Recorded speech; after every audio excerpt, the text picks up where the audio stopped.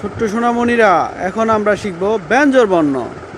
ক, খ, গ, ঘ, ঙ, ছ, ছ, বর্গীয় জ, ঝ, ঞ, ট, ঠ, ড, ঢ, মূর্ধন্য ত, থ, দ, দ, দন্তান্ন।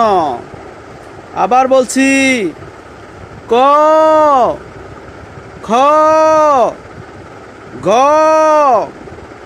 ঘ, ঙ, ছ, ছ, বর্গীয় জ, ঝ, ঞ, ট, ঠ, ঢ, ঢ, মূর্ধন্য ত, থ, ধ, ধ, দন্তান্ন।